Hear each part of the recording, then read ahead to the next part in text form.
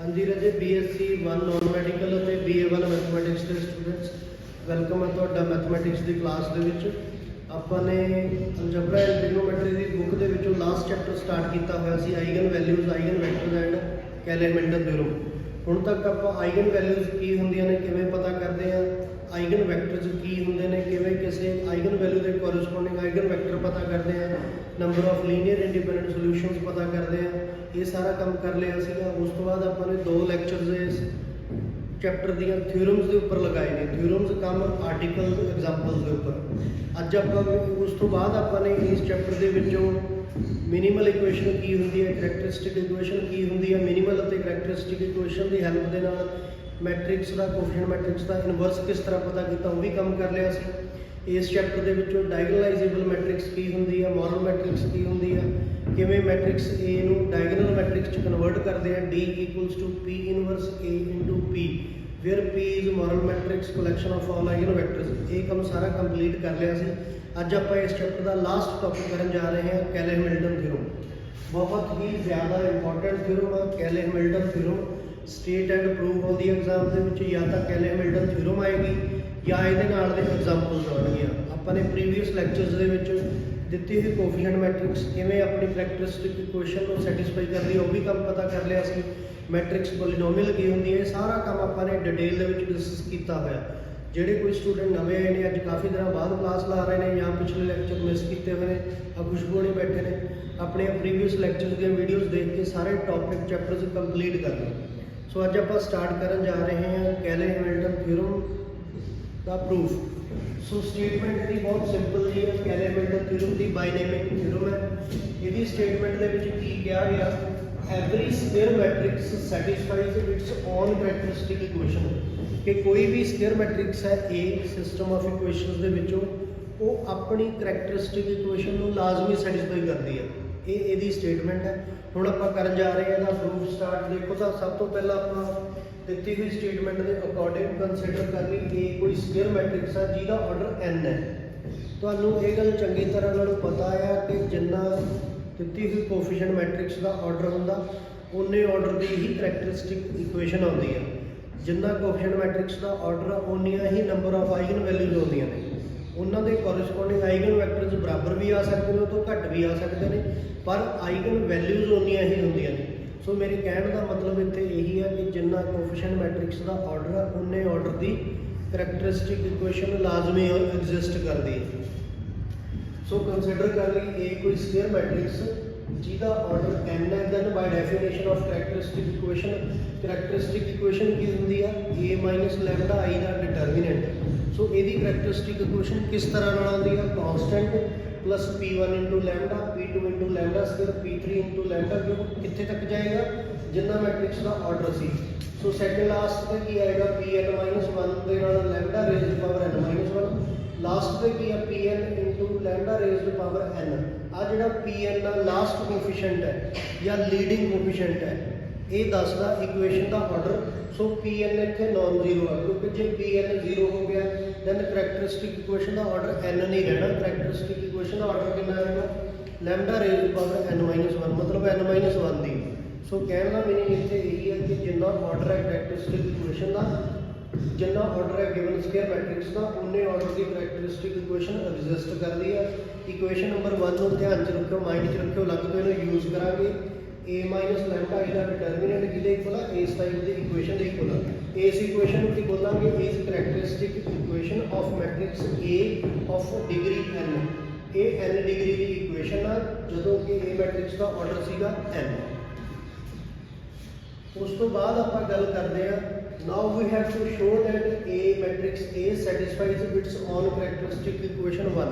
ਇਹਦਾ ਮਤਲਬ ਕਰੈਕਟਰਿਸਟਿਕ ਇਕੁਏਸ਼ਨ 1 ਦੇ ਵਿੱਚ ਜਿੱਥੇ ਜਿੱਥੇ ਵੀ ਲੈਮਡਾ ਆ ਉੱਥੇ ਜੇ ਆਪਾਂ given coefficient matrix A substitute ਕਰ ਦਈਏ ਤਾਂ A ਆਪਣੀ ਕਰੈਕਟਰਿਸਟਿਕ ਇਕੁਏਸ਼ਨ ਨੂੰ ਸੈਟੀਸਫਾਈ ਕਰ ਜੂਗਾ। ਮਤਲਬ ਕਿ ਸੋਲਵ ਕਰਨ ਤੋਂ ਬਾਅਦ ਲਾਸਟ ਤੇ ਜ਼ੀਰੋ ਮੈਟ੍ਰਿਕਸ ਬਚੂਗੀ। ਇਹ ਚੀਜ਼ ਆਪਾਂ ਨੇ ਪ੍ਰੂਵ ਕਰਨੀ ਹੈ ਵੀ ਇਹ ਸਾਰਾ ਕਿਹਦੇ ਇਕੁਅਲ ਆ, ਜ਼ੀਰੋ ਦੇ। ਸੋ ਆਹ ਚੀਜ਼ ਆਪਾਂ ਨੇ ਪ੍ਰੂਵ ਕਰਨੀ ਹੈ, ਇਹਨੂੰ ਵੀ ਮਾਈਂਡ 'ਚ ਰੱਖੋ। ਕੀ ਪ੍ਰੂਵ ਕਰਨਾ, P0 × identity, P1 × A, P2 × A², P3 × A³ up to so on Pn × A raised power n। ਇਹ ਸਾਰਾ ਸੋਲਵ ਹੋ ਕੇ ਕਿਹਦੇ ਬਰਾਬਰ ਬਚਦਾ, ਜ਼ੀਰੋ ਮੈਟ੍ਰਿਕਸ ਦੇ। ਸੋ ਨਾਓ ਪਹਿਲੀ ਗੱਲ ਤਾਂ ਆਪਾਂ ਇਨਵਰਸ ਦੇ ਫਾਰਮੂਲੇ ਦੀ ਰੀਕਾਲ ਕਰਦੇ ਹਾਂ। ਜਿਹੜਾ ਵੀ ਆਪਾਂ ਨੇ ਪਲੱਸ 2 ਦੇ ਵਿੱਚ ਮਾਈਨਰ ਕੋਫੈਕਟਰ ਵਗੈਰਾ ਨਾਲ ਆਪਾਂ A ਦਾ ਇਨਵਰਸ ਪਤਾ ਕਰ ਦਿੰਦੇ ਸੀ। ਕਿਵੇਂ ਆਉਂਦਾ ਹੁੰਦਾ ਸੀ? ਉੱਪਰ adjoint of A over A ਦਾ ਡਿਟਰਮੀਨੈਂਟ, A ਦੇ ਡਿਟਰਮੀਨੈਂਟ ਨੂੰ ਕ੍ਰਾਸ ਮਲਟੀਪਲਾਈ ਕਰਦੇ ਆ, ਕੀ ਬਣ ਜਾਂਦਾ? A ਦਾ determinant into A inverse, right side ਤੇ ਬਚ ਜਾਂਦਾ A ਦਾ ਐਡਜੁਆਇੰਟ। ਸੋ ਆ ਜਿਹੜਾ A ਇਨਵਰਸ ਆ, ਇਹ ਇਨਵਰਟੀਬਲ ਮੈਟ੍ਰਿਕਸ ਹੈ, ਇਹਨੂੰ ਰਾਈਟ ਸਾਈਡ ਤੇ ਪੋਸਟ ਫੈਕਟਰ ਲਗਾਇਆ ਜਾ ਸਕਦਾ। ਸੋ A ਦਾ ਡਿਟਰਮੀਨੈਂਟ ਕਿਹਦੇ ਇਕੁਅਲ ਬਚ ਗਿਆ? Adjoint of A into A matrix. ਉਸ ਤੋਂ ਬਾਅਦ ਹੁਣ ਆਪਾਂ ਇੱਥੇ ਰੀਪਲੇਸ ਕਰਾਂਗੇ A ਨੂੰ A ਮਾਈਨਸ ਲੈਮਡਾ I ਦੇ ਨਾਲ, ਕਿਉਂਕਿ ਆਪਣਾ ਏਮ ਕੀ ਹੈ? ਕਰੈਕਟਰਿਸਟਿਕ ਇਕੁਏਸ਼ਨ ਨੂੰ A ਦੁਆਰਾ ਸੈਟੀਸਫਾਈ ਕਰਨਾ। ਸੋ A ਦੇ ਡਿਟਰਮੀਨੈਂਟ ਦੀ ਜਗ੍ਹਾ ਤੇ ਆਪਾਂ ਨੂੰ ਕੀ ਚੀਜ਼ ਚਾਹੀਦੀ ਆ? A ਮਾਈਨਸ ਲੈਮਡਾ I ਦਾ ਡਿਟਰਮੀਨੈਂਟ। ਸੋ ਆਪਾਂ ਰੀਪਲੇਸ ਕਰਦੇ ਆ N ਨੂੰ A ਮਾਈਨਸ ਲੈਮਡਾ I ਦੇ ਨਾਲ। A ਡਿਟਰਮੀਨੈਂਟ ਦੀ ਜਗ੍ਹਾ ਤੇ ਕੀ ਆ ਜਾਊਗਾ? A minus lambda I। Adjoint of A ਦੀ ਜਗ੍ਹਾ ਤੇ ਆ ਜਾਊਗਾ adjoint of A minus lambda I। A matrix ਦੀ ਜਗ੍ਹਾ ਤੇ ਕੀ ਆ ਜਾਊਗਾ? A minus lambda I। ਹੁਣ ਇੱਧਰ A ਮਾਈਨਸ ਲੈਮਡਾ I ਦਾ ਡਿਟਰਮੀਨੈਂਟ ਕਿੰਨਾ ਹੋਊਗੀ? ਸੌਰੀ, ਕਿੰਨੇ ਆਰਡਰ ਦੀ ਇਕੁਏਸ਼ਨ ਹੈ ਇਹ? n ਆਰਡਰ ਦੀ ਇਕੁਏਸ਼ਨ ਹੈ।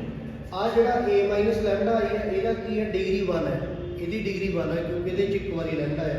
ਇੱਧਰ n ਡਿਗਰੀ ਹੈ, ਇੱਧਰ 1 ਡਿਗਰੀ ਦੇ ਨਾਲ ਆ ਕਿੰਨੇ ਆਰਡਰ ਦੀ ਇਕੁਏਸ਼ਨ ਬਚੂਗੀ? n ਮਾਈਨਸ 1 ਆਰਡਰ ਦੀ, ਤਾਂ ਕਿ n ਮਾਈਨਸ 1 ਆਰਡਰ ਅਤੇ 1 ਆਰਡਰ ਨੂੰ ਆਪਸ ਦੇ ਵਿੱਚ ਪ੍ਰੋਡਕਟ ਕਰਕੇ ਟੋਟਲ ਕਿੰਨੀ ਡਿਗਰੀ ਦੀ ਇਕੁਏਸ਼ਨ ਆ ਜਾਵੇ? n ਡਿਗਰੀ ਦੀ। ਇਹ ਇਕੁਏਸ਼ਨ ਨੰਬਰ 2 ਹੈ, ਇਹਨੂੰ ਧਿਆਨ 'ਚ ਰੱਖੋ। ਹੁਣ ਜਦੋਂ ਆਪਾਂ ਗੱਲ ਕਰ ਰਹੇ ਲਈ ਕਿ A adjoint of A minus lambda I ਦਾ ਡਿਗਰੀ ਕਿੰਨੀ ਹੈ? n minus 1। ਸੋ ਇਸ ਇਕੁਏਸ਼ਨ ਦੀ ਡਿਗਰੀ ਕਿੰਨੀ ਹੋਊਗੀ? n minus 1। ਸੋ ਆਪਾਂ ਸਪੋਜ਼ ਕਰਦੇ ਹਾਂ adjoint of A minus lambda I ਜਿਹਦੀ ਡਿਗਰੀ n ਮਾਈਨਸ 1 ਸੀ। ਕਿੱਦਾਂ ਦੀ ਇਕੁਏਸ਼ਨ ਹੈ ਇਹਦੀ? n ਮਾਈਨਸ 1 ਡਿਗਰੀ ਵਾਲੀ ਇਕੁਏਸ਼ਨ ਹੋਊਗੀ। ਵੱਧ ਤੋਂ ਵੱਧ ਲੀਡਿੰਗ ਪਾਵਰ ਕਿੰਨੀ ਆਊਗੀ? n minus 1। ਸੋ ਇਹਦੀ ਇਕੁਏਸ਼ਨ ਕਿੱਦਾਂ ਦੇਵਾਂਗੇ? B nought plus B1 into lambda B2 into lambda square up to so on Bn minus 1 ਦੇ ਨਾਲ लैमडा ਦੀ ਪਾਵਰ n ਮਾਈਨਸ 1। ਹੁਣ ਇਹ ਜਿਹੜੀ A ਮਾਈਨਸ ਲੈਮਡਾ I ਦੇ ਐਡਜੁਆਇੰਟ ਦੀ ਇਕੁਏਸ਼ਨ ਹੈ, ਇਹਦੀ ਵੈਲਿਊ ਆਪਾਂ ਉੱਪਰ 2 ਨੰਬਰ ਇਕੁਏਸ਼ਨ 'ਚ ਭਰ ਦਿੰਦੇ ਹਾਂ ਇੱਥੇ, ਕਿਉਂਕਿ ਇਹ ਕੀ ਆ? Adjoint of A minus lambda I। ਇੱਥੇ adjoint of A minus lambda I ਦੀ ਵੈਲਿਊ ਪੁੱਟ ਕਰਦੇ ਹਾਂ ਇਕੁਏਸ਼ਨ ਨੰਬਰ 2 ਦੇ ਵਿੱਚ। ਸੋ ਆਪਣੇ ਕੋਲੇ ਕੀ ਸੀਗਾ? A ਮਾਈਨਸ ਲੈਮਡਾ I ਦਾ ਡਿਟਰਮੀਨੈਂਟ ਸੀ, ਰਾਈਟ ਸਾਈਡ ਤੇ ਸੀਗਾ adjoint of A minus lambda I multiplied by A minus lambda I। ਇੱਥੇ ਆਪਾਂ A ਮਾਈਨਸ ਲੈਮਡਾ I ਦੀ ਵੈਲਿਊ ਪੁੱਟ ਕਰਦੇ ਹਾਂ ਤੇ ਡਿਟਰਮੀਨੈਂਟ ਦੀ ਇਕੁਏਸ਼ਨ ਨੰਬਰ 1 ਚੋਂ। ਇਕੁਏਸ਼ਨ ਨੰਬਰ 1 ਚੋਂ ਕੀ ਆਇਆ ਸੀ? P not plus P1 into lambda P2 into lambda square up to so on Pn minus 1 ਦੇ ਨਾਲ ਲੈਮਡਾ ਦੀ ਪਾਵਰ n ਮਾਈਨਸ 1। ਲਾਸਟ ਤੇ ਸੀਗਾ ਪਲਸ Pn ਇੰਟੂ ਲੈਮਡਾ ਦੀ ਪਾਵਰ n। ਅਤੇ ਰਾਈਟ ਹੈਂਡ ਸਾਈਡ ਦੇ ਵਿੱਚ adjoint of A minus lambda I ਦੀ ਵੈਲਿਊ ਪੁੱਟ ਕਰ ਦਿੰਦੇ ਹਾਂ। ਇਹਦੀ ਵੈਲਿਊ ਕਿੱਦਾਂ ਦੀ ਮਿਲਦੀ ਸੀ? B not B1 into lambda B2 into lambda square up to so on Bn minus 1 into lambda raise to power n minus 1। Because ਇਹਦਾ ਆਰਡਰ ਕਿੰਨਾ ਸੀਗਾ? ਇਹਦੀ ਡਿਗਰੀ ਸੀਗੀ n ਮਾਈਨਸ 1 ਦੀ। ਨਾਲ ਇੱਥੇ ਮਲਟੀਪਲਾਈ 'ਚ ਕੀ ਪਿਆ? A minus lambda I। ਹੁਣ ਆਪਾਂ ਇੱਥੇ ਆ ਜਿਹੜਾ A minus lambda I matrix ਇਹਨੂੰ ਇਹਦੇ ਨਾਲ ਮਲਟੀਪਲਾਈ ਕਰਦੇ ਹਾਂ ਟਰਮ ਬਾਈ ਟਰਮ। ਪਹਿਲਾਂ ਤਾਂ A ਦੀ ਮਲਟੀਪਲਾਈ ਹੋ ਜੂ ਸਾਰਿਆਂ ਦੇ ਨਾਲ, ਫਿਰ ਮਾਈਨਸ ਦੇ ਲੈਮਡਾ I ਦੀ ਮਲਟੀਪਲਾਈ ਹੋ ਸਾਰਿਆਂ ਨਾਲ। ਧਿਆਨ ਨਾਲ ਦੇਖੋ ਕੀ ਕੀਤਾ ਜਾ ਰਿਹਾ। A ਦੀ B ਨੋਟ ਨਾਲ ਮਲਟੀਪਲਾਈ ਕਰਾਂਗੇ ਕੀ ਆ ਜਾਊਗਾ? AB note. A the B1 lambda ਨਾਲ ਮਲਟੀਪਲਾਈ ਕਰਾਂਗੇ ਕੀ ਆ ਜਾਊਗਾ? A ਇੰਟੂ B1 ਅਤੇ lambda. A the multiply B2 into lambda square ਨਾਲ ਮਲਟੀਪਲਾਈ ਕਰਾਂਗੇ ਕੀ ਆ ਜਾਊਗਾ? A into B2 into lambda square. A the last ਤੇ Bn ਮਾਈਨਸ 1 ਦੇ ਨਾਲ ਮਲਟੀਪਲਾਈ ਹੋਊਗੀ ਕੀ ਆ ਜਾਊਗਾ? A ਇੰਟੂ Bn ਮਾਈਨਸ 1 ਨਾਲ ਮਲਟੀਪਲਾਈ ਦੇ ਵਿੱਚ ਲੈਮਡਾ ਦੀ ਪਾਵਰ n ਮਾਈਨਸ 1। ਫਿਰ ਲੈਮਡਾ ਮਾਈਨਸ ਦੇ ਲੈਮਡਾ I ਦੀ ਸਾਰਿਆਂ ਨਾਲ ਮਲਟੀਪਲਾਈ ਹੋ ਜੂਗੀ। ਸੋ ਮਾਈਨਸ ਦੇ lambda I the B note ਨਾਲ ਮਲਟੀਪਲਾਈ ਕਰਾਂਗੇ ਕੀ ਆ ਜਾਊਗਾ? ਮਾਈਨਸ ਦੇ ਲੈਮਡਾ B ਨੋਟ। ਆਈਡੈਂਟੀਟੀ ਨੂੰ B ਨੋਟ ਨਾਲ ਮਲਟੀਪਲਾਈ ਕਰਾਂਗੇ B ਨੋਟ ਵੀ ਬਚੇਗਾ। ਫਿਰ ਮਾਈਨਸ ਦੇ ਲੈਮਡਾ I ਨੂੰ ਦੂਜੇ B1 ਇੰਟੂ ਲੈਮਡਾ ਨਾਲ ਮਲਟੀਪਲਾਈ ਕਰਾਂਗੇ ਕੀ ਆ ਜਾਊਗਾ? ਮਾਈਨਸ ਦਾ ਲੈਮਡਾ ਸਕੁਅਰ B ਨੋਟ, ਕਿਉਂਕਿ ਇੱਕ ਲੈਮਡਾ ਪਹਿਲੇ ਹੀ ਹੈ, ਇੱਕ ਲੈਮਡਾ ਨਾਲ ਹੋਰ ਮਲਟੀਪਲਾਈ ਕਰ ਰਹੇ ਹਾਂ। ਉਸੇ ਤਰੀਕੇ ਨਾਲ ਮਾਈਨਸ ਦੇ ਲੈਮਡਾ I ਨੂੰ ਤੀਜੇ ਕੋਐਫੀਸ਼ੀਐਂਟ ਨਾਲ ਮਲਟੀਪਲਾਈ ਕਰਾਂਗੇ ਕੀ ਆ ਜਾਊਗਾ? ਮਾਈਨਸ ਦੇ B2 ਇੰਟੂ ਲੈਮਡਾ ਕਿਊਬ। ਫਿਰ ਲੈਮਡਾ I ਨੂੰ ਸੈਕਿੰਡ ਲਾਸਟ ਨਾਲ ਮਲਟੀਪਲਾਈ ਕਰਾਂਗੇ ਕੀ ਆ ਜਾਊਗਾ? ਮਾਈਨਸ ਦੇ Bn ਮਾਈਨਸ 2 ਇੰਟੂ ਲੈਮਡਾ ਦੀ ਪਾਵਰ n ਮਾਈਨਸ 1, ਕਿਉਂਕਿ ਇੱਥੇ ਲੈਮਡਾ ਦੀ ਪਾਵਰ n ਮਾਈਨਸ 2 ਸੀ, ਬਾਹਰੋਂ ਲੈਮਡਾ ਨਾਲ ਮਲਟੀਪਲਾਈ ਹੋ ਕੇ ਲੈਮਡਾ ਦੀ ਪਾਵਰ n ਮਾਈਨਸ 1 ਬਣ ਗਿਆ। ਫਿਰ ਮਾਈਨਸ ਦੇ ਲੈਮਡਾ I ਨੂੰ ਲਾਸਟ ਤੇ ਮਲਟੀਪਲਾਈ ਕਰਾਂਗੇ ਤਾਂ ਮਾਈਨਸ ਦੇ Bn ਮਾਈਨਸ 1 ਦੇ ਨਾਲ ਲੈਮਡਾ ਦੀ ਪਾਵਰ ਜਿਹੜੀ ਕਿ ਪਹਿਲਾਂ n ਮਾਈਨਸ 1 ਸੀ, ਹੁਣ ਲੈਮਡਾ ਨਾਲ ਮਲਟੀਪਲਾਈ ਹੋ ਕੇ ਲੈਮਡਾ ਦੀ ਪਾਵਰ n ਬਣ ਗਈ। ਹੁਣ ਆਪਾਂ ਰੀਅਰੇਂਜ ਕਰਦੇ ਹਾਂ ਰਾਈਟ ਹੈਂਡ ਸਾਈਡ ਦੀਆਂ ਟਰਮ ਨੂੰ। ਰੀਅਰੇਂਜ ਕਰਨ ਦਾ ਮਤਲਬ ਕੀ ਹੈ? ਕਿਸੇ ਹੋਰ ਕਾਮਨ ਵਗੈਰਾ ਲੈ ਕੇ ਲਿਖਾਂਗੇ। कॉन्स्टेंट अलग होगा, जिन्हों चो लैम्बडा कॉमन आता वो कॉमन लवांगे, जिन्हों चो लैम्बडा स्केयर कॉमन आता वो अलग तरीके नाल कट के लिखांगे। रीअरेंज शब्द बोलता है। सो जो आप राइट हैंड साइड दी टर्म्स को रीअरेंज करते हैं, पहली गल तो लैफ्ट हैंड साइड पर दसते हैं कि लैफ्ट हैंड साइड पर की चलता आ रहा अपने को ए माइनस लैम्बडा आई का डिटरमिनेंट, मतलब कि characteristic equation. Characteristic equation number 1 दे विच की सीगी P not plus P1 lambda P2 lambda square Pn minus 1 दे नाल लैम्बडा की पावर n माइनस 1 ਅਤੇ लास्ट ਤੇ ਸੀਗਾ Pn इंटू लैम्बडा की पावर n। ਹੁਣ ਇਹਨਾਂ ਟਰਮ ਦੇ ਵਿੱਚੋਂ ਕਨਸਟੈਂਟ ਕਿਹੜਾ ਆ ਰਿਹਾ, ਪਹਿਲਾਂ ਹੀ ਕਨਸਟੈਂਟ ਆ ਰਿਹਾ a b ਨੋਟ, ਇਹ ਕਨਸਟੈਂਟ ਲੱਗ ਕੱਢ ਲਿਆ। ਇਹਨਾਂ ਦੋਨਾਂ ਟਰਮਸ ਦੇ ਵਿੱਚੋਂ ਲੈਂਬਡਾ ਕਾਮਨ ਆਉਂਦਾ ਸੀ ਤਾਂ ਕੀ ਬਚੂਗਾ a b ਨੋਟ ਮਾਈਨਸ ਦੇ b not, sorry a b1 minus ਦੇ b ਨੋਟ, ਤਾਂ a b1 ਮਾਈਨਸ ਦਾ b ਨੋਟ ਲੈਂਬਡਾ ਕਾਮਨ ਲੈ ਕੇ ਆ ਗਿਆ। लैम्बडा स्केयर इन्होंने दोनों टर्म चो कॉमन लवांगे की बचूगा a b2 माइनस का b1, so a b2 minus का b1 लैम्बडा स्केयर कॉमन आ गया। फिर लैम्बडा की power n minus 1 second last से कॉमन ली, इतों की बचूगा a b n minus 1 a b n minus 1, इतों लैम्बडा की पावर n माइनस 1 कॉमन ली तो की बचूगा माइनस का b n माइनस 2, तो माइनस का b n माइनस 2। लैम्बडा की पावर n सिर्फ ये कॉमन आ रहा तो इतने की बचूगा माइनस से bn माइनस 1 के लैम्बडा की पावर n। इधर भी n ऑर्डर की इक्वेशन है, राइट हैंड साइड से भी n ऑर्डर की इक्वेशन है, दोनों साइड से n ऑर्डर दी इक्वेशन ने। इस तो नैक्सट स्टैप के आप इक्वेट करांगे टर्म में, equating the like terms of left hand side with right hand side. Left hand side का कॉन्सटेंट राइट हैंड साइड के कॉन्सटेंट नाल बराबर है। लैफ्ट हैंड साइड के विचों लैम्बडा का कोफिशिएंट राइट हैंड साइड के विचों लैम्बडा के कोफिशिएंट नाल बराबर है। इस तरीके नाल आपां इक्वेट करांगे टर्म नूं। तो इधरों कॉन्सटेंट किहड़ा आ गया अपने कोले, पहले जो कॉन्सटेंट सीगा मैं ऊपर थोड़ा जिहा तुहानूं दस्सां। हाँ जी, इधरों कॉन्सटेंट किहड़ा सी अपने कोले P नॉट, इधरों कॉन्सटेंट किहड़ा P naught. So P naught किहदे इक्वल आ गया अपने कोले A B नॉट दे। इसे तरीके नाल इधरों लैम्बडा का कोफिशिएंट सीगा P1, राइट हैंड साइड के विचों लैम्बडा का कोफिशिएंट सीगा AB1 minus B naught. So P1 किहदे इक्वल आ गया AB1 माइनस दे B नॉट। इसे तरीके नाल लैम्बडा स्केयर का कोफिशिएंट कॉमन लवांगे, इसे तरीके नाल लैम्बडा की पावर n माइनस 1 का कोफिशिएंट कॉमन लवांगे। लैफ्ट हैंड साइड से लैम्बडा की पावर n कल्ले Pn नाल आई सी, राइट हैंड साइड से लैम्बडा की पावर n कल्ले माइनस से Bn माइनस 1 नाल आई सी। सो आ कुछ टर्म्स अपने को आ चुकी हैं। ਹੁਣ ਆਪਾਂ ਉਸ ਚੀਜ਼ ਵੱਲ ਵਧਦੇ ਹਾਂ ਜੋ ਆਪਾਂ ਨੇ ਪ੍ਰੂਵ ਕਰਨਾ ਸੀ।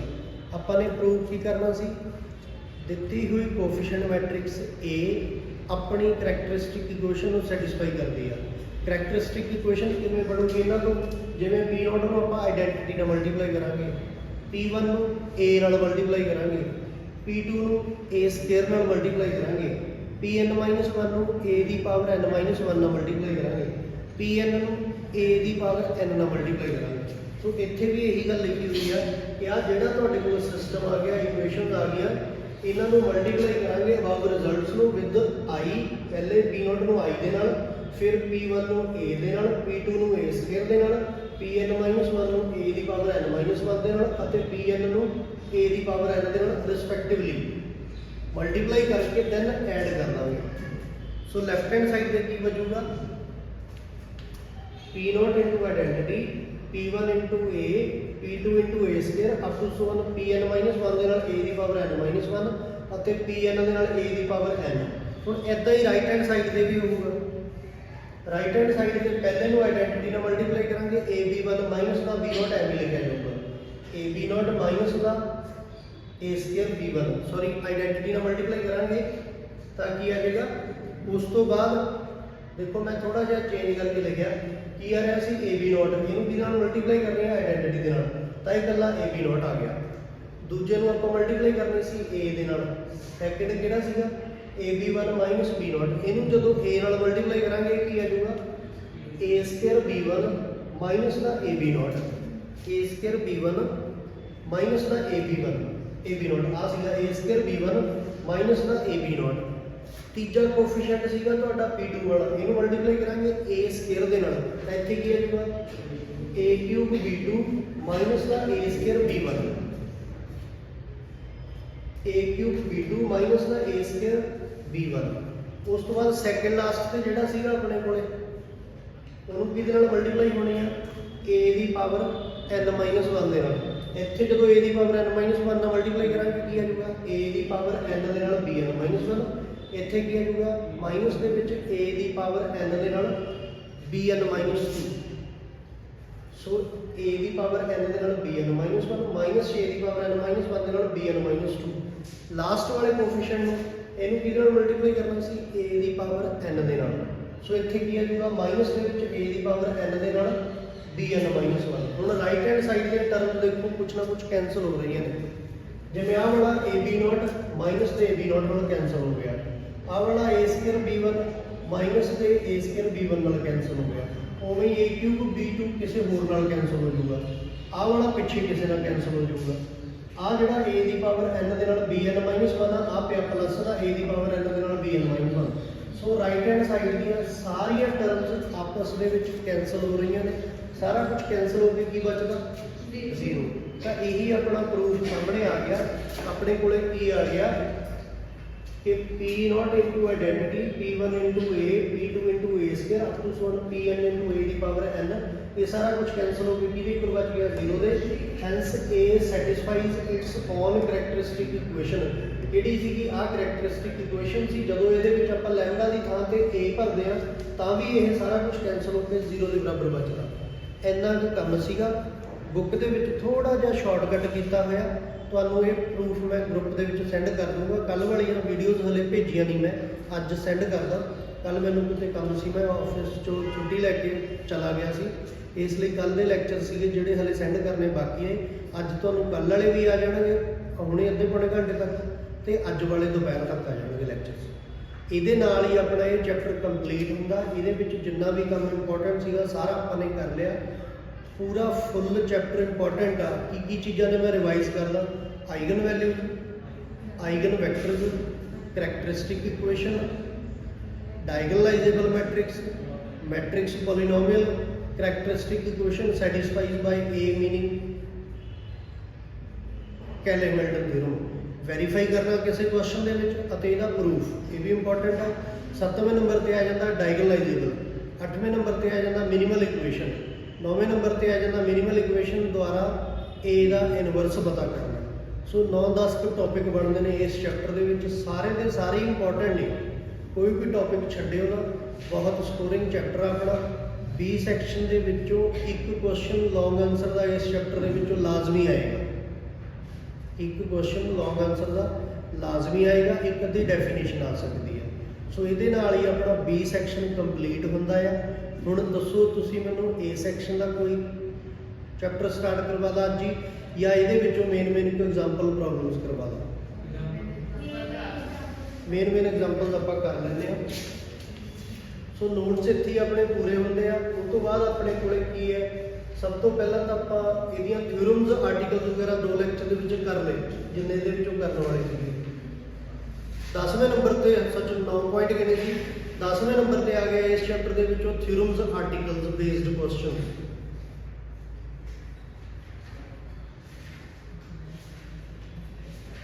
ਆ ਸਿਮਿਲਰ ਮੈਟ੍ਰਿਕਸ ਵਾਲੀ ਐਗਜ਼ਾਮਪਲ ਤਾਂ ਮੈਂ 3 ਵਾਰ ਕਰਵਾਤੀ ਘੱਟੋ ਘੱਟ, ਕਿ ਸਿਮਿਲਰ ਮੈਟ੍ਰਿਕਸ ਕੀ ਹੁੰਦੀਆਂ ਨੇ। ਸਿਮਿਲਰ ਮੈਟ੍ਰਿਕਸ ਦੇ ਕੋਲੇ ਸੇਮ ਆਈਗਨ ਵੈਲਿਊਜ਼ ਹੁੰਦੀਆਂ ਨੇ, ਸੇਮ ਕਰੈਕਟਰਿਸਟਿਕ ਇਕੁਏਸ਼ਨ ਹੈ।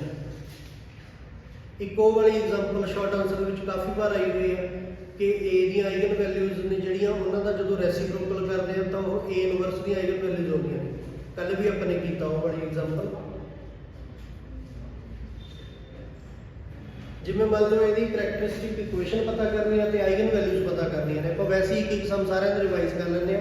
ਸੋ A ਮੈਟ੍ਰਿਕਸ ਦਿੱਤੀ ਹੋਈ ਹੈ, ਇਹ ਤੋਂ ਬਾਅਦ ਆਈਡੈਂਟੀਟੀ ਕੀ ਹੁੰਦੀ ਹੈ, ਲੈਮਡਾ ਆਈ ਕੀ ਹੁੰਦੀ ਹੈ। A ਦੇ ਵਿੱਚੋਂ ਲੈਮਡਾ ਆਈ ਮਾਈਨਸ ਕਰਾਂਗੇ ਤਾਂ ਇਹਦੀਆਂ ਜਿਹੜੀਆਂ ਡਾਇਗਨਲ ਐਂਟਰੀਜ਼ ਨੇ ਉਹਨਾਂ ਦੇ ਵਿੱਚੋਂ ਲੈਮਡਾ ਮਾਈਨਸ ਹੋ ਜਾਊਗਾ। A ਮਾਈਨਸ ਲੈਮਡਾ ਆਈ ਨਾਮ ਦੀ ਮੈਟ੍ਰਿਕਸ ਪਤਾ ਕਰ ਲਈ। ਹੁਣ ਆਪਾਂ A minus lambda I matrix ਦਾ ਡਿਟਰਮੀਨੈਂਟ ਕਰਦੇ ਆ, ਐਕਸਪੈਂਡ ਬਾਈ √1 ਵਗੈਰਾ ਪਤਾ ਕਰਕੇ ਜਿਹੜੀ ਵੀ ਆਹ ਚੀਜ਼ ਬਚਦੀ ਹੈ ਇਹ ਕਰੈਕਟਰਿਸਟਿਕ ਇਕੁਏਸ਼ਨ ਆ। ਕਰੈਕਟਰਿਸਟਿਕ ਇਕੁਏਸ਼ਨ ਕਦੋਂ ਆਉਂਦੀ ਹੁੰਦੀ ਹੈ, ਜਦੋਂ A minus lambda I the determinant ਕਰਦੇ ਆ। ਇਹਦਾ ਆਰਡਰ ਉਨਾ ਹੀ ਹੁੰਦਾ ਜਿੰਨਾ ਗਿਵਨ ਮੈਟ੍ਰਿਕਸ ਦਾ ਆਰਡਰ ਹੈ। ਉਸ ਤੋਂ ਬਾਅਦ ਇਸ ਕਰੈਕਟਰਿਸਟਿਕ ਇਕੁਏਸ਼ਨ ਨੂੰ ਸੋਲਵ ਕਰਨ ਦੇ 2 ਮੈਥਡ ਸੀ, ਜਾਂ ਤਾਂ ਫੈਕਟਰਾਈਜੇਸ਼ਨ ਮੈਥਡ ਕਰ ਲਓ ਜਾਂ ਸਿੰਥੈਟਿਕ ਡਿਵੀਜ਼ਨ ਮੈਥਡ ਕਰ ਲਓ। ਸਿੰਥੈਟਿਕ ਡਿਵੀਜ਼ਨ ਮੈਥਡ ਕੀ ਸੀਗਾ, ਆਪਣੇ ਕੋਲ ਕੋਈ ਵੈਲਿਊ ਪੁੱਟ ਕਰੋ ਲੈਮਡਾ ਦੀ, ਇਹਦੇ ਵਿੱਚ ਜੇ ਸੈਟੀਸਫਾਈ ਹੋ ਗਿਆ ਯੈਸ ਇਹਦਾ ਰੂਟ ਹੈ, ਇਹ ਬਾਹਰ ਨਿਕਲਣਾ ਰੂਟ। ਆ ਇਹਦੇ ਕੋਫੀਸ਼ੀਐਂਟਸ ਆ ਜਾਣਗੇ, ਜਿਵੇਂ ਲੈਮਡਾ ਕਿਊਬ ਦਾ ਕੋਫੀਸ਼ੀਐਂਟ 1 ਆ, ਲੈਮਡਾ ਸਕੁਅਰ ਹੈ ਨਹੀਂ, ਉਹਦਾ ਕੋਫੀਸ਼ੀਐਂਟ 0, ਲੈਮਡਾ ਦਾ ਕੋਫੀਸ਼ੀਐਂਟ -13, ਕੌਨਸਟੈਂਟ ਵੈਲਿਊ 12, ਥੋੜੇ ਗੈਪ ਨਾਲ ਲਿਖ ਲਓ। ਆਹ ਵੈਲਿਊ ਸੇਮ ਆ ਜਾਂਦੀ ਆ 1, ਫਿਰ 1 ਦੀ 1 ਨਾਲ ਮਲਟੀਪਲਾਈ ਕਰਕੇ ਸਾਹਮਣੇ ਪੁੱਟ ਕਰ ਦਾਂਗੇ, 0 ਤੇ 1 1 ਰਹਿ ਗਿਆ, 1 ਦੀ 1 ਨਾਲ ਮਲਟੀਪਲਾਈ ਕਰਕੇ ਸਾਹਮਣੇ ਪੁੱਟ ਕਰਾਂਗੇ, ਉੱਪਰੋਂ ਨੀਚੇ ਆਉਂਦੇ ਐਡ ਜਾਂ ਸਬਟ੍ਰੈਕਟ ਅਕੋਰਡਿੰਗ ਟੂ ਸਾਈਨ। ਇਹ -12 ਬਚ ਗਿਆ, 1 ਦੀ -12 ਨਾਲ ਮਲਟੀਪਲਾਈ ਕਰਾਂਗੇ, ਇੱਥੇ -12, ਇਹ ਕੈਂਸਲ ਹੋ ਕੇ 0 ਬਚ ਗਿਆ। ਤਾਂ ਜਿਹੜੇ ਬਾਕੀ ਬਚਦੇ ਕੋਫੀਸ਼ੀਐਂਟਸ ਨੇ ਇਹ ਆਪਾਂ ਨੂੰ 1 ਆਰਡਰ ਰਿਡਿਊਸਡ ਇਕੁਏਸ਼ਨ ਦਿੰਦੇ ਆ। ਜੇ ਪਹਿਲਾਂ 3 ਆਰਡਰ ਦੀ ਇਕੁਏਸ਼ਨ ਸੀ, ਹੁਣ 2 ਆਰਡਰ ਦੀ ਬਚੂਗੀ, lambda square plus lambda minus ਜੇ 12, ਇਹਨਾਂ ਦੇ ਫੈਕਟਰ ਵਗੈਰਾ ਬਣਾ ਕੇ ਅਲੱਗ ਤੋਂ ਤੁਸੀਂ ਵੈਲਿਊਜ਼ ਕੱਢ ਲੈਣੀ।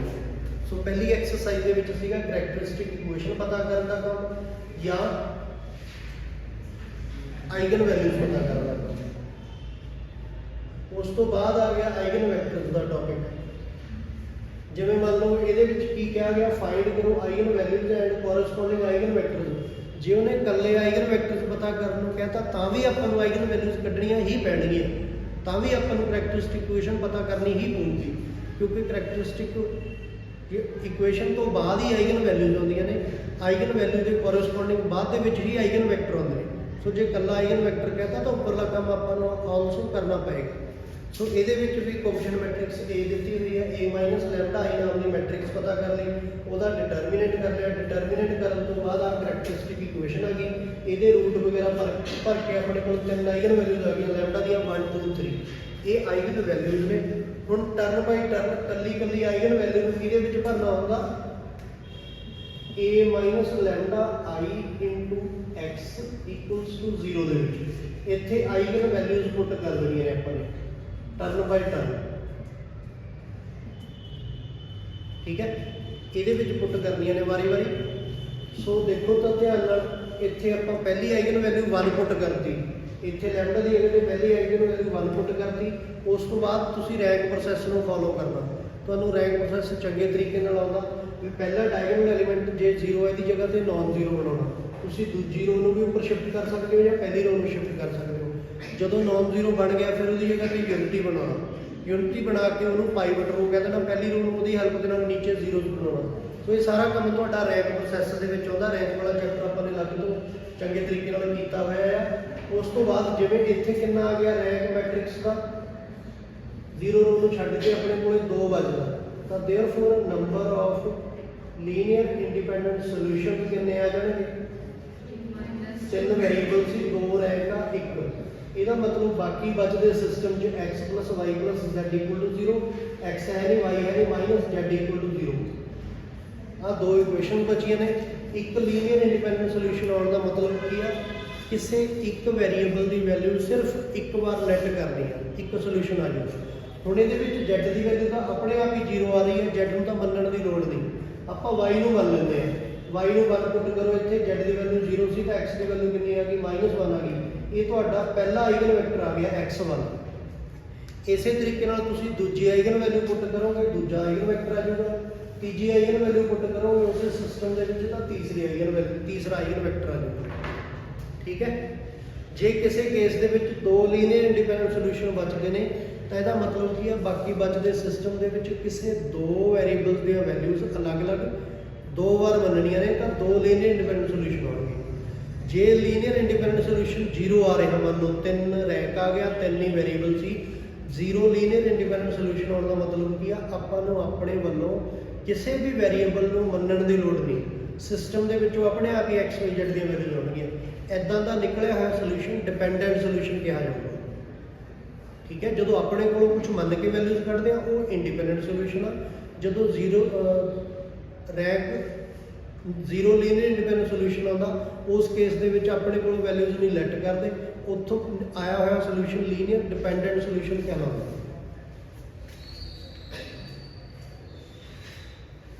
ਸੋ ਇਹ ਸੀਗੀ ਆਪਣੇ ਕੋਲੇ B ਐਕਸਰਸਾਈਜ਼, ਜਿਹਦੇ ਵਿੱਚ ਆਈਗਨ ਵੈਕਟਰਸ ਨਾਲ ਪਤਾ ਕਰਨ ਨੂੰ ਕਿਹਾ ਜਾਂਦਾ।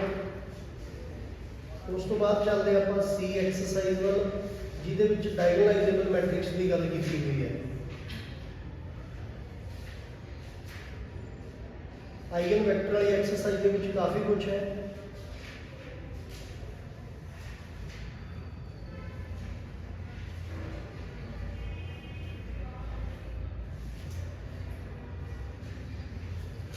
ਜਿਵੇਂ ਆ ਦੇਖੋ ਇਹਦੇ ਵਿੱਚ ਕੀ ਕਿਹਾ ਗਿਆ, ਕੋਈ ਹੋਰ ਸਮ ਕਰ ਲੈਂਦੇ ਆ।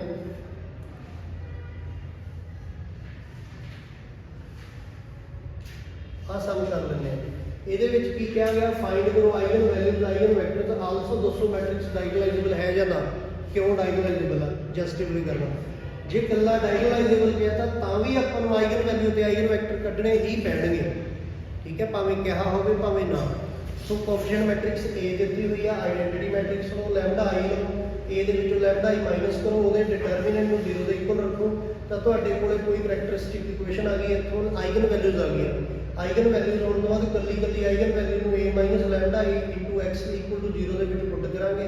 ਕੱਲਾ ਆਈਗਨ ਵੈਕਟਰ ਆ ਗਿਆ। ਜਿਵੇਂ ਇੱਥੇ ਇੱਕ ਲੀਨੀਅਰ ਇੰਡੀਪੈਂਡੈਂਟ ਸੋਲੂਸ਼ਨ ਆਉਂਦਾ ਤਾਂ ਇੱਕ ਸੋਲੂਸ਼ਨ ਆ ਗਿਆ।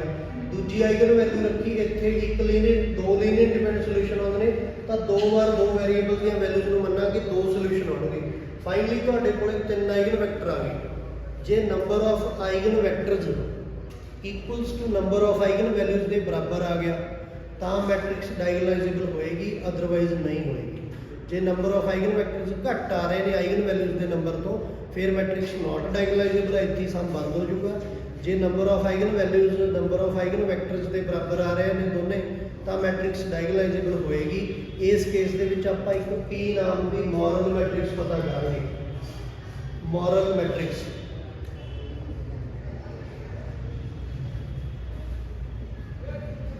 collection of all eigen vectors। ਆ ਪਹਿਲਾ ਆਈਗਨ ਵੈਕਟਰ ਆ, ਦੂਜਾ ਆਈਗਨ ਵੈਕਟਰ ਆ, ਤੀਜਾ ਆਈਗਨ ਵੈਕਟਰ ਆ। ਉਸ ਤੋਂ ਬਾਅਦ P ਮੈਟ੍ਰਿਕਸ ਆ ਗਈ collection of eigen vectors। ਉਸ ਤੋਂ ਬਾਅਦ P ਦਾ ਇਨਵਰਸ ਪਤਾ ਕਰਨਾ। ਇਨਵਰਸ ਪਤਾ ਕਰਨ ਦੇ ਤੁਹਾਡੇ ਕੋਲ ਕਾਫੀ ਮੈਥਡਸ ਨੇ। ਮਾਈਨਰ ਕੋਐਫੀਸ਼ੀਐਂਟ ਐਡਵਾਂਟ ਵਾਲਾ ਟੈਕਨੀਕ ਲਗਾ ਲਓ ਜਾਂ ਐਲੀਮੈਂਟਰੀ ਰੋ ਟ੍ਰਾਂਸਫਾਰਮੇਸ਼ਨ ਲਗਾ ਲਓ। ਜਦੋਂ P ਦਾ ਇਨਵਰਸ ਆ ਗਿਆ ਉਸ ਤੋਂ ਬਾਅਦ ਆਪਾਂ ਨੇ ਇੱਕ D ਨਾਮ ਦੀ ਮੈਟ੍ਰਿਕਸ ਪਤਾ ਕਰਨੀ ਹੈ। D ਮੈਟ੍ਰਿਕਸ ਕਿਹੜੀ ਹੋਊਗੀ, P inverse into A into P। A given matrix C, P ਆਪਾਂ ਨੇ ਪਤਾ ਕੀਤੀ ਸੀ, P ਦਾ ਇਨਵਰਸ B ਤੋਂ ਹੀ ਪਤਾ ਲੱਗਿਆ ਸੀਗਾ। ਇਨਵਰਟੀਬਲ ਮੈਟ੍ਰਿਕਸ ਆ P। ਸੋ ਪਹਿਲਾਂ ਤਾਂ P inverse the multiply A ਨਾਲ ਕਰਤੀ, ਜੋ ਵੀ ਸੋਲਵ ਹੋ ਗਿਆ ਉਹ ਵੀ ਦੀ ਮਲਟੀਪਲਾਈ P ਨਾਲ ਕਰਾਂਗੇ। ਲਾਸਟ ਤੇ ਜਾ ਕੇ ਜਦੋਂ ਤੁਸੀਂ ਤਿੰਨਾਂ ਦੀ ਪ੍ਰੋਡਕਟ ਕਰਕੇ P inverse into A into P ਦੀ, ਉਸ ਤੋਂ ਬਾਅਦ ਤੁਹਾਡੇ ਕੋਲ ਇੱਕ ਡਾਇਗਨਲ ਮੈਟ੍ਰਿਕਸ ਬਚੂਗੀ। ਇਹਦੀਆਂ ਜਿਹੜੀਆਂ ਡਾਇਗਨਲ ਐਂਟਰੀਜ਼ ਨੇ ਇਹ ਉਹੀ ਨੇ ਜਿਹੜੀਆਂ ਆਪਣੇ ਕੋਲ ਪਹਿਲਾਂ ਆਈਗਨ ਵੈਲਿਊਜ਼ ਆਈਆਂ ਹੋਈਆਂ ਸੀ। ਸੋ ਇਹ ਟੌਪਿਕ ਸੀਗਾ ਡਾਇਗੋਨਲਾਈਜ਼ੇਬਲ ਮੈਟ੍ਰਿਕਸ ਦਾ। ਥਰਡ ਐਕਸਰਸਾਈਜ਼ ਹੋ ਗਈ ਆਪਣੀ।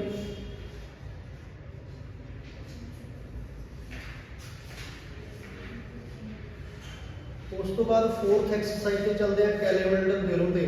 ਅੱਜ ਮੈਂ ਤੁਹਾਨੂੰ ਕੈਲੇ-ਮਿਲਟਨ ਥਿਊਰਮ ਦਾ ਪ੍ਰੂਫ ਕੰਪਲੀਟ ਕਰਵਾਇਆ। ਉਸ ਤੋਂ ਬਾਅਦ ਟੌਪਿਕ ਆ ਜਾਂਦਾ ਕੈਲੇ-ਮਿਲਟਨ ਥਿਊਰਮ ਸੈਟੀਸਫਾਈਡ ਬਾਈ ਗਿਵਨ ਕੋਐਫੀਸ਼ੀਐਂਟ ਮੈਟ੍ਰਿਕਸ। ਸੋ ਜਿਵੇਂ ਵੈਰੀਫਾਈ ਕਰਨ ਨੂੰ ਕਿਹਾ ਹੋਇਆ ਕੈਲੇ-ਮਿਲਟਨ ਥਿਊਰਮ, ਜੇ ਕੈਲੇ-ਮਿਲਟਨ ਥਿਊਰਮ ਵੈਰੀਫਾਈ ਕਰਨ ਨੂੰ ਕਿਹਾ ਹੋਇਆ ਤਾਂ ਆਪਾਂ ਨੇ ਸਿਰਫ ਕਰੈਕਟਰਿਸਟਿਕ ਇਕੁਏਸ਼ਨ ਪਤਾ ਕਰਨੀ ਆ, ਨਾ ਆਈਗਨ ਵੈਲਿਊਜ਼ ਪਤਾ ਕਰਨੀਆਂ ਨੇ, ਨਾ ਹੀ ਆਈਗਨ ਵੈਕਟਰਸ ਪਤਾ ਕਰਨੇ ਆ। ਸੋ A ਮੈਟ੍ਰਿਕਸ ਸੀਗੀ, ਉਸ ਤੋਂ ਬਾਅਦ ਲੈਮਡਾ I ਮੈਟ੍ਰਿਕਸ ਲਓ, A ਮਾਈਨਸ ਲੈਮਡਾ I ਦਾ ਡਿਟਰਮੀਨੈਂਟ ਕਰੋ। A ਮਾਈਨਸ ਲੈਮਡਾ I ਦਾ ਡਿਟਰਮੀਨੈਂਟ ਕਰਨ ਤੋਂ ਬਾਅਦ ਉਹਨੂੰ 0 ਦੇ ਇਕੁਅਲ ਰੱਖੋ। ਆਹ ਤੁਹਾਡੀ ਕਰੈਕਟਰਿਸਟਿਕ ਇਕੁਏਸ਼ਨ ਆ ਗਈ। ਇਸ ਤੋਂ ਬਾਅਦ ਇਹਦੇ ਵਿੱਚ ਲੈਮਡਾ ਦੀ ਜਗ੍ਹਾ ਤੇ A ਫਿਲ ਕਰ ਦਿਓ। ਲੈਮਡਾ ਕਿਊਬ ਦੀ ਜਗ੍ਹਾ ਤੇ A ਕਿਊਬ, ਲੈਮਡਾ ਸਕੁਅਰ ਦੀ ਜਗ੍ਹਾ ਤੇ A ਸਕੁਅਰ, ਲੈਮਡਾ ਦੀ ਜਗ੍ਹਾ ਤੇ A, ਕਾਂਸਟੈਂਟ ਦੀ ਜਗ੍ਹਾ ਤੇ ਕਾਂਸਟੈਂਟ ਇਨਟੂ ਆਇਡੈਂਟੀਟੀ। ਆਪਾਂ ਨੇ ਇਹ ਸ਼ੋਅ ਕਰਨਾ ਕਿ A ਇਸ ਇਕੁਏਸ਼ਨ ਨੂੰ ਸੈਟੀਸਫਾਈ ਕਰਕੇ 0 ਦੇ ਇਕੁਅਲ ਬਣਾਉਂਦਾ। We have to prove that thing. So A matrix ਨੂੰ A ਮੈਟ੍ਰਿਕਸ ਨਾਲ ਮਲਟੀਪਲਾਈ ਕਰਕੇ ਤੁਹਾਡੇ ਕੋਲ A ਸਕੁਅਰ ਆ ਗਿਆ। ਬਾਅਦ ਦੇ ਵਿੱਚੋਂ A ਕਿਊਬ ਵੇਲੇ A ਸਕੁਅਰ ਨੂੰ ਅੱਗੇ ਲਿਖਣਾ, A ਨੂੰ ਪਿੱਛੇ ਲਿਖਣਾ, A ਕਿਊਬ ਆ ਗਿਆ ਤੁਹਾਡੇ ਕੋਲ। ਹੁਣ A the identity the value, A the value, A square the value, A cube the value, ਇਹਨਾਂ ਚਾਰਾਂ ਦੀ ਵੈਲਿਊ ਇਸ ਇਕੁਏਸ਼ਨ 'ਚ ਭਰ ਦੇਣੀ ਹੈ। ਇਸ ਇਕੁਏਸ਼ਨ 'ਚ ਪੁੱਟ ਕਰਨ ਤੋਂ ਬਾਅਦ, ਸੋਲਵ ਕਰਨ ਤੋਂ ਬਾਅਦ ਤੁਹਾਡੇ ਕੋਲ ਲਾਸਟ ਤੇ 0 ਮੈਟ੍ਰਿਕਸ ਬਚਦੀ ਹੈ। ਇਹਦਾ ਮਤਲਬ ਕੀ ਹੈ, ਰਿਜ਼ਲਟ 1 ਇਜ਼ ਸੈਟੀਸਫਾਈਜ਼ ਇਕੁਏਸ਼ਨ 1 A ਨੇ ਸੈਟੀਸਫਾਈ ਕਰਤੀ। ਮਤਲਬ ਦਿੱਤੀ ਹੋਈ ਕਰੈਕਟਰਿਸਟਿਕ, ਦਿੱਤੀ ਹੋਈ ਕੋਐਫੀਸ਼ੀਐਂਟ ਮੈਟ੍ਰਿਕਸ A ਨੇ ਆਪਣੀ ਕਰੈਕਟਰਿਸਟਿਕ ਇਕੁਏਸ਼ਨ ਨੂੰ ਸੈਟੀਸਫਾਈ ਕਰਤਾ। ਇਹ ਕੰਮ ਸੀਗਾ ਆਪਣੇ ਕੋਲ ਫੋਰਥ ਐਕਸਰਸਾਈਜ਼ ਦੇ ਵਿੱਚ। ਉਸ ਤੋਂ ਬਾਅਦ ਹੀ ਇਹਦੇ ਨਾਲ ਹੀ ਆ ਜਾਂਦਾ ਕਿ ਤੁਸੀਂ A ਦਾ ਇਨਵਰਸ ਵੀ ਪਤਾ ਕਰਨਾ। ਜਿਵੇਂ ਇਹਦੀ ਸਟੇਟਮੈਂਟ ਦੇਖ ਲਓ ਇਸ ਸਮ ਦੀ, ਕੀ ਕਿਹਾ ਗਿਆ, ਫਾਈਂਡ ਕਰੋ ਕਰੈਕਟਰਿਸਟਿਕ ਇਕੁਏਸ਼ਨ ਇਸ ਮੈਟ੍ਰਿਕਸ ਦੀ ਐਂਡ ਵੈਰੀਫਾਈ ਕਰੋ ਕੈਲੇ-ਮਿਲਟਨ ਥਿਊਰਮ। ਬਾਅਦ ਦੇ ਵਿੱਚ ਉਹਦੇ ਨਾਲ ਹੀ ਕਹਿੰਦਾ A ਦਾ ਇਨਵਰਸ ਪਤਾ ਕਰਨਾ। ਸੋ ਸਾਰਾ ਸਮ ਪਹਿਲਾਂ ਵਰਗਾ ਹੀ ਆ। A ਤੋਂ ਬਾਅਦ A ਮਾਈਨਸ ਲੈਮਡਾ I ਕਰੋ, ਉਹਦਾ ਡਿਟਰਮੀਨੈਂਟ ਕਰੋ, ਉਹਦੇ ਡਿਟਰਮੀਨੈਂਟ ਨੂੰ 0 ਦੇ ਇਕੁਅਲ ਰੱਖੋ। ਲੈਮਡਾ ਦੀ ਜਗ੍ਹਾ ਤੇ A ਕਰੋ, ਦੇਖੋ ਤਾਂ 0 0 ਮੈਟ੍ਰਿਕਸ ਬਚ ਗਈ। ਹਾਂਜੀ 0 0 ਮੈਟ੍ਰਿਕਸ ਬਚ ਗਈ ਤਾਂ ਯੈਸ ਐਲੀਮੈਂਟ ਫਿਰ ਉਹ ਵੈਰੀਫਾਈ ਹੋਊਗੀ। ਉਸ ਤੋਂ ਬਾਅਦ ਹੁਣ ਤੁਸੀਂ ਪ੍ਰੀ ਮਲਟੀਪਲਾਈ ਕਰ ਦੇਣਾ A ਇਨਵਰਸ ਨਾਲ ਬੋਥ ਸਾਈਡ ਦੇ। ਰਾਈਟ ਹੈਂਡ ਸਾਈਡ ਤੇ 0 ਨੂੰ A ਇਨਵਰਸ ਨਾਲ ਮਲਟੀਪਲਾਈ ਕਰਾਂਗੇ 0 ਹੀ ਹੋਊਗਾ। ਲੈਫਟ ਹੈਂਡ ਸਾਈਡ ਤੇ A ਇਨਵਰਸ ਨਾਲ ਮਲਟੀਪਲਾਈ ਕਰਾਂਗੇ A ਕਿਊਬ ਦੀ ਜਗ੍ਹਾ ਤੇ A ਸਕੁਅਰ ਦੀ ਜਗ੍ਹਾ ਤੇ A ਦੀ ਜਗ੍ਹਾ ਤੇ ਆਇਡੈਂਟੀਟੀ ਆ ਗਿਆ, ਆਇਡੈਂਟੀਟੀ ਦੀ ਜਗ੍ਹਾ ਤੇ A ਇਨਵਰਸ ਆ ਗਿਆ। ਤਾਂ A ਇਨਵਰਸ ਵਾਲਾ ਮੈਟਰ ਲੈਫਟ ਹੈਂਡ ਸਾਈਡ ਤੇ ਰੱਖ ਲਓ, ਬਾਕੀ ਸਾਰੀਆਂ ਵੈਲਿਊਜ਼ ਰਾਈਟ ਹੈਂਡ ਸਾਈਡ ਤੇ ਲੈ ਜਾਓ। ਇਸ ਤਰੀਕੇ ਨਾਲ ਤੁਸੀਂ A ਦਾ ਇਨਵਰਸ ਪਤਾ ਕਰ ਸਕਦੇ ਹੋ। ਇਹ ਟੌਪਿਕ ਸੀਗਾ ਆਪਣੇ ਕੋਲੇ 4th ਐਕਸਰਸਾਈਜ਼ ਦੇ ਵਿੱਚ। ਉਸ ਤੋਂ ਬਾਅਦ ਇਹਦੇ ਵਿੱਚ ਹੀ ਆ ਜਾਣਾ ਮੇਰੇ ਖਿਆਲ ਦੇ ਵਿੱਚ ਮਿਨੀਮਲ ਇਕੁਏਸ਼ਨ ਦਾ, ਜਾਂ ਨੈਕਸਟ ਐਕਸਰਸਾਈਜ਼ ਦੇ ਵਿੱਚ ਹੋਏਗਾ।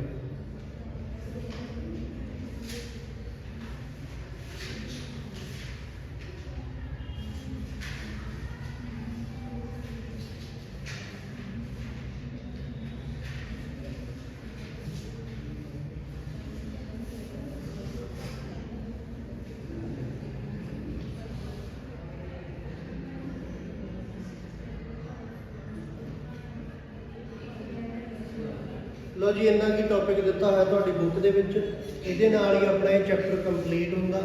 ਬਹੁਤ ਹੀ ਸਕੂਲਿੰਗ ਚੈਪਟਰ ਹੈ, ਬਹੁਤ ਧਿਆਨ ਨਾਲ ਕਰਨਾ। ਜਿੰਨੇ ਵੀ ਕੁਐਸਚਨ ਆਨਸਰ ਦਿੱਤੇ ਹੋਏ ਨੇ ਸਾਰੇ ਅੱਛੇ ਤਰੀਕੇ ਨਾਲ ਸੋਲਵ ਕਰਨੇ ਆ। ਅੱਜ ਦੀ ਵੀਡੀਓ ਤੁਹਾਨੂੰ ਮੈਂ ਥੋੜੀ ਦੇਰ ਤੱਕ ਗਰੁੱਪ 'ਚ ਪਾ ਦੇਣਾ। ਆ ਬੰਦ ਕਰ ਦਿਓ। ਇਹਦੇ ਨਾਲ ਹੀ ਆਪਣਾ B ਸੈਕਸ਼ਨ ਕੰਪਲੀਟ ਹੁੰਦਾ।